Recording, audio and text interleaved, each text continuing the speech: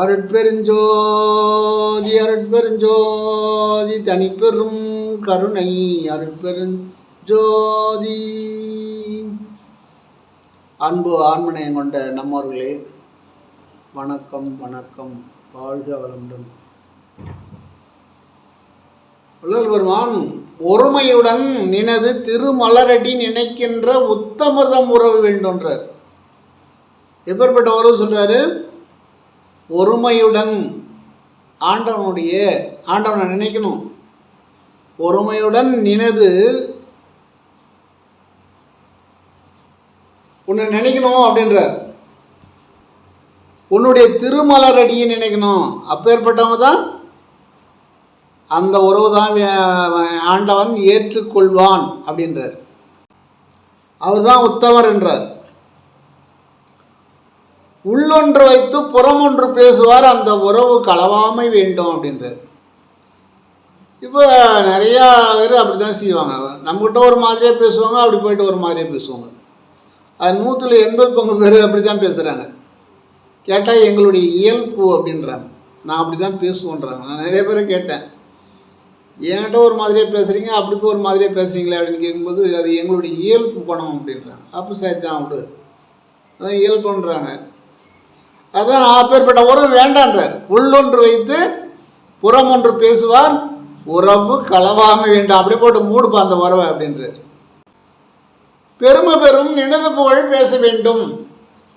பெருமையாக உனது புகழ் பேசிக்கிட்டே இருக்க வேண்டும் அப்படின்னு சொல்றார். பொய்மை பேசாதிருக்க வேண்டும். அதான் இல்லை, பொய் இருக்கணும்.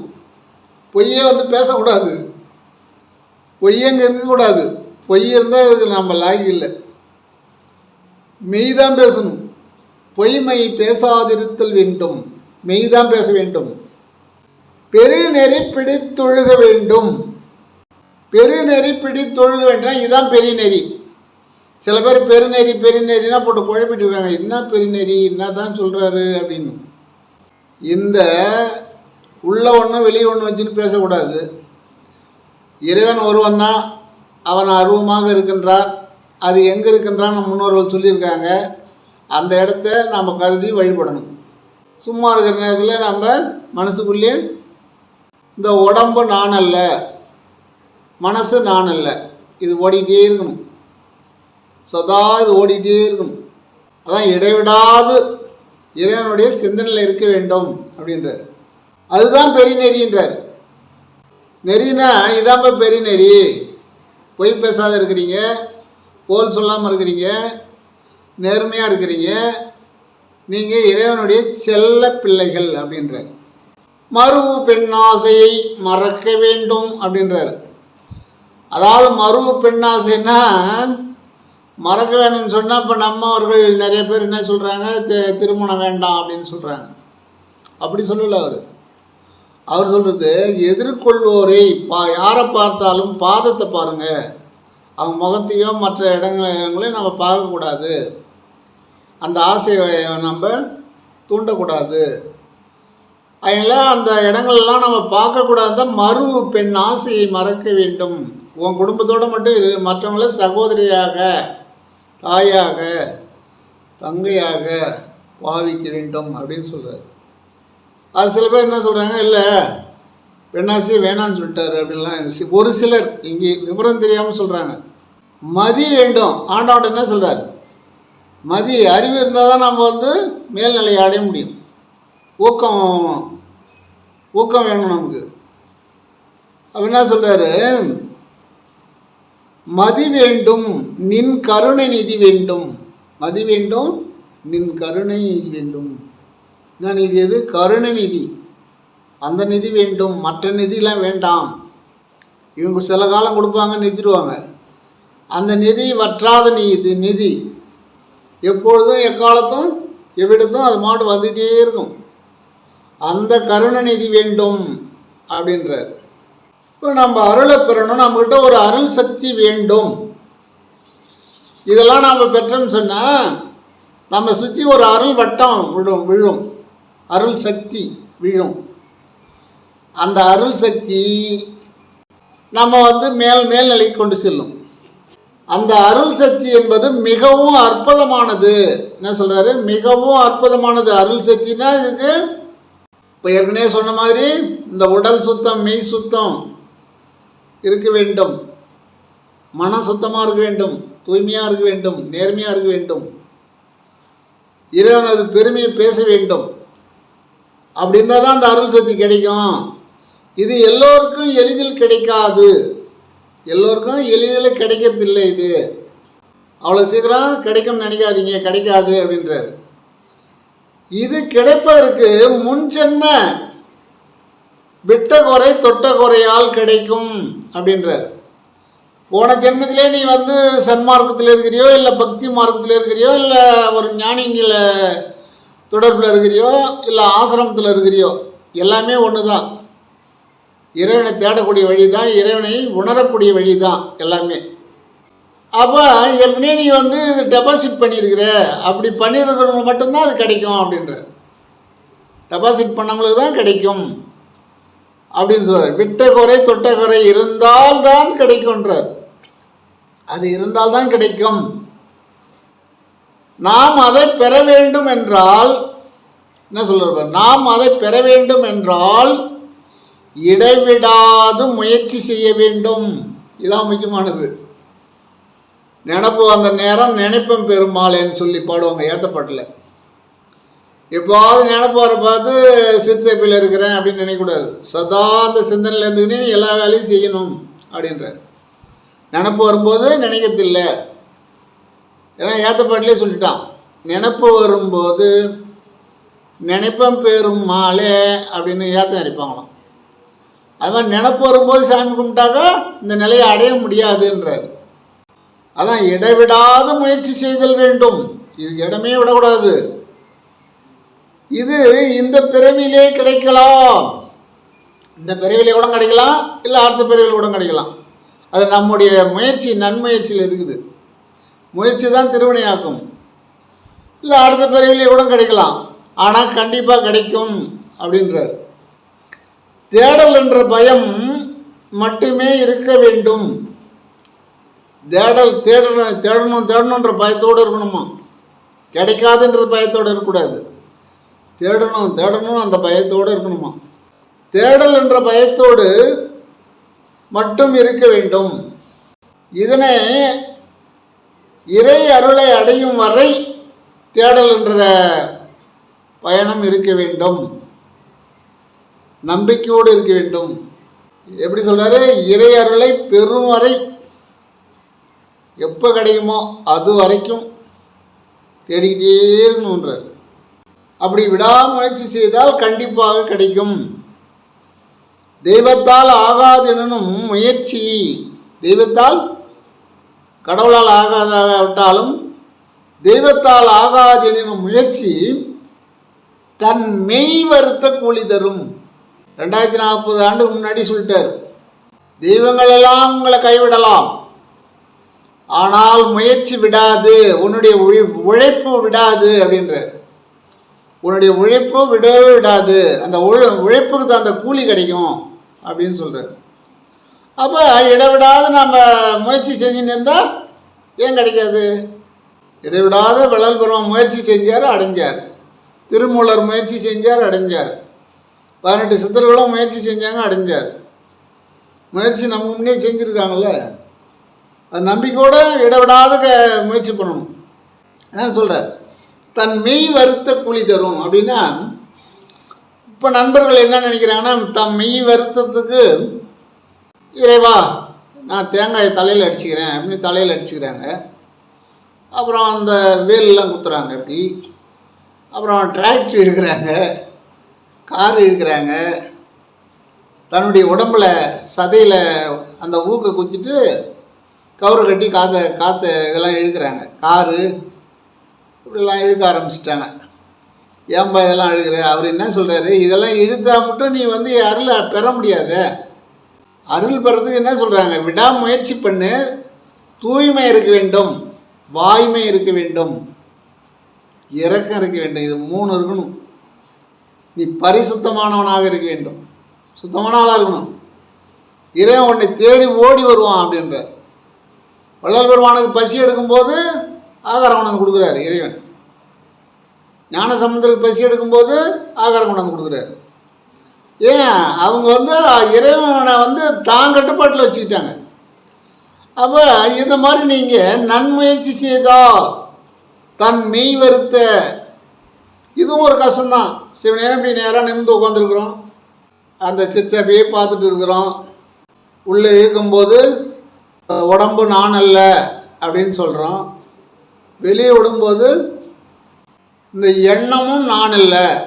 இந்த எண்ணம் இருக்கு உள்ள, இந்த எண்ணாத எண்ணம்லாம் எண்ணிட்டு இருக்குல்ல, அந்த எண்ணமும் நான் இல்லை. இந்த உடம்பும் நான் இல்லை, என்னுடைய எண்ணமும் நான் இல்லை. இதுதான். இதை சொல்லிகிட்டே நீங்கள் நன் முயற்சியில் நீங்கள் மாட்டோம் எந்த வேலை வேணாலும் செய்யலாம். ஆனால் காலை மாலை ஒரு 10 நிமிஷம் கண்டிப்பாக சொல்லணும். 1.5 மாதத்துக்கு 48 நாள்னு சொல்லுவாங்க. இதுதான் மெய் வருத்துறது. இது மெய் வருத்துற வேலை தானே இது. உட்காந்து 10 நிமிஷம் சொல்ல பார்த்தா உங்களுக்கு தெரியும் அதனுடைய கஷ்டம் என்ன அப்படின்னு. எதுவுமே கஷ்டப்படாத கிடைக்காது. ஒரு விவசாயம் செய்கிறாங்கன்னா அவங்க அந்த நிலத்தை உழுது அதை கஷ்டப்பட்டு அதில் வேலை செஞ்சு அப்புறம்தான் அதுக்கு அந்த பயிர் நடவு செய்வாங்க. நடவு செஞ்ச பிறகு தான் அது விளைச்சல் உண்டாகும். அப்படியே உண்டாகிடாது. அது விளையிற வரைக்கும் அது இவங்க வளையணும். வளைஞ்சி அதுக்கிட்ட இருக்கணும். இல்லைன்னா என்ன சொல்லும், அவன் வளையல நான் விளையிலன்னு சொல்லுவோம். விவசாயி வளைஞ்சி என்னை பார்க்கல, நான் விளையில அப்படின்னு. அப்போ அவங்க வளையணும். அதுபோல் அதே போல் தான் ஆன்மீகமும். தன் மெய் வறுத்து கூலி கண்டிப்பாக கிடைக்கும். நாம் இறையர்களை அடைவதற்கு தெய்வங்களே தடையாக இருந்தாலும், தெய்வங்கள்லாம் அதுக்கு முயற்சி செய்யலை, சப்போர்ட் பண்ணல அப்படின்னாலும் நீ செய்த முயற்சி கைவிடாது என்றார். நாம் அதை அடைந்தே தீர்வோம் என்ற முயற்சியில் நீங்கள் இருக்க வேண்டும். எப்படி அதட்டை அடைஞ்சே தீர்வேன். வள்ளல் பெருமா எப்படி சொன்னார், அழுதுங்கொண்டு சின்ன கண்ணில் தண்ணி வடியுமா, எப்போ கிடைக்கும் கிடச்சிடுது. இருந்தாலும் முயற்சி விடலை. அவருடைய முயற்சி தான் அவர் வெற்றி பெற்றார். அனைத்து சித்தர்களும் சரி, நீங்கள் எந்த அளவுக்கு முயற்சி செய்கிறீங்களோ அந்த அளவுக்கு பலன் கிடைக்கும் அப்படின்றார். இப்படி எந்த அளவுக்கு உங்களுடைய முயற்சி இருக்கோ அந்த அளவுக்கு கிடைக்கும் அப்படின்ட்டு. எப்படின்னு கேட்டால், ஒரு மாணவன் என்ன பண்ணுவான், விட்டு நல்லா படிப்பான், ஆனால் கண்டிப்பாக நம்ம முதல் மார்க் எடுக்கணுன்ற எண்ணத்திலேயே இருப்பான். சதா அவன் எடுத்துருவான். அதான் விடாமுயற்சி வெற்றி. விடாமுயற்சி செஞ்சால் வெற்றி நிச்சயம். அவர் என்ன சொல்றாருன்னா, குருட்டினை நீக்கும் குருவினை கொள்ளார். என்ன சொல்றாரு, குருட்டினை நீக்கும் குருவினை கொள்ளார். நாம் இப்போ இறைவன் எங்கே இருக்கிறான், எப்படி இருக்கிறான் அப்படி உணர வேண்டும் என்ற எண்ணத்தை, அந்த இருளை நம்முடைய ஞான கண்ணை திறக்கக்கூடிய குருவை கொள்ளார்ன்றார். அவர் அந்த மாதிரி குருவை போய் இவங்க பார்க்க மாட்டாங்க அப்படின்னு சொல்கிறார். கொள்ளார், அதே புரிஞ்சுக்க வேண்டியதான். இந்த இருட்டு இப்போ ஏன்னா நமக்கு நல்லது எங்கே கெட்டது எங்கே எதுவும் தெரியாது. இருட்டில் இருக்கிறோம், இருட்டறையில். தாயோகத்தில் இருட்டறையில் இருந்தோம். இந்த பூமிக்கு இருட்டறையில் தான் இருக்கிறோம். இன்னும் நமக்கு விளக்கம் உண்டாகலை. அப்படின்னும் போது இந்த குருடாக இருக்கிறோம், கண் இருந்தும் குருடாக இருக்கிறோம். அதான் என்ன சொல்கிறாரு, குருட்டினை நீக்கும் குருவினை கொள்ளார். அந்த கண்ணை திறந்து விடக்கூடிய குருவினை நீங்கள் பார்க்க மாட்டீங்க அப்படின்னு சொல்கிறார். குருட்டினை நீக்கும் குருவினை கொள்வர். குருட்டினை நீக்கா குருவினை கொள்வர். இந்த குருட்டை அவங்களால நீக்க முடியாது. இப்போ எல்லாரும் நானும் குருவாயிட்டேன் நீயும் குருவாயிட்டேன்லாம் சில பேர் சொல்லிக்குவாங்க. அப்படின்னு தான் நடக்குது. அவங்க சொல்கிறதும் அந்த குருட்டை நீக்கக்கூடியத ஒரு குருவை போய் இவங்க தேர்ந்தெடுத்துருவாங்க. அவங்கள தான் கொள்வார் அப்படின்னு சொல்கிறார். குருடும் குருட்டாட்டம் ஆடி, இதுவும் குருடு அதுவும் குருடு. யாரு குருன்னு வந்தார், அவரும் குருடு. இவர் குருடாக இருக்கிறாரு, இவரும் குருடு. குருடும் கூட்டாட்டம் ஆடிது. ரெண்டுக்குமே கண்ணு தெரியாது, வெளிச்சம் கிடையாது. எங்கே பள்ளம் இருக்குது எங்கே மேடு இருக்குது எதுவுமே தெரியாது, ரெண்டும் ஆடுது. குருடும் கூட்டாட்டம் ஆடுதான். அதான் தெரியாதெல்லாம் நம்ம போய் நான் தான் குருன்னெலாம் சொல்லக்கூடாது.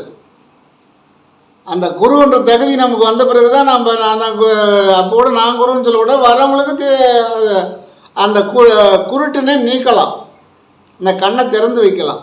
குருடும் குருடும் குழி விழுந்தாரே அப்படின்றாரு. அப்புறம் 2 பேருமே கண்ணு தெரியாருன்னா என்ன பண்ண முடியும்? சிஷியனும் குழியில் வந்தான், குருவும் குழியில் வந்தார்.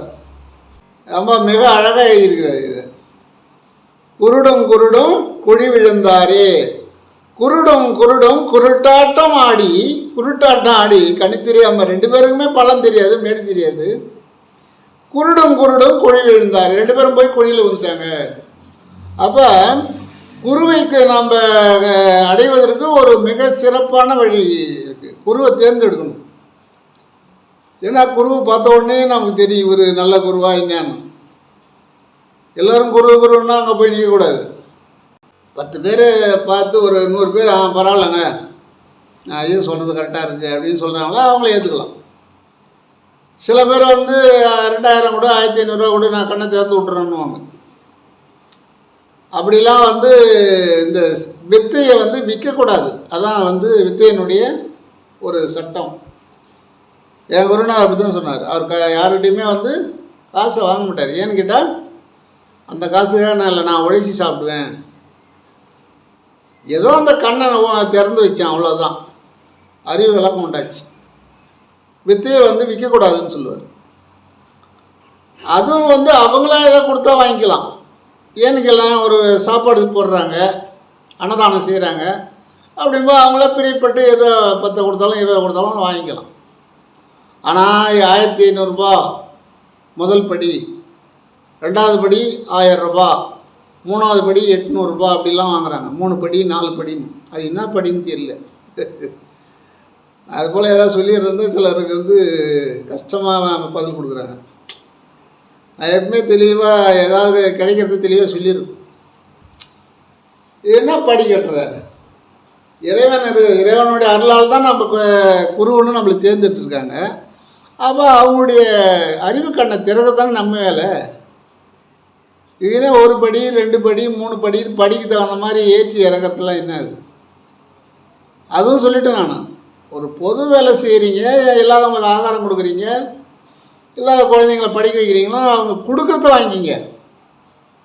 இந்த படியெலாம் வேண்டியில்லை. முதல் படி 2ஆம் படிலாம் எத்தனை படி அவங்க வந்தாலும் உன் மனசில் இறைவன் என்ன சொல்கிறானோ அதை கொடுங்கன்னு வாங்கிங்க.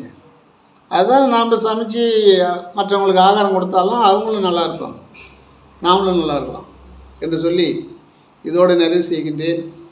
அருட்பெருஞ்சோதி அருட்பெருஞ்சோதி தனிப்பெரும் கருணை அருட்பெருஞ்சோதி. எல்லாம் செயல்கூடும் என்னானை அம்பலத்தே, எல்லாம் வல்லாந்தனையேத்து.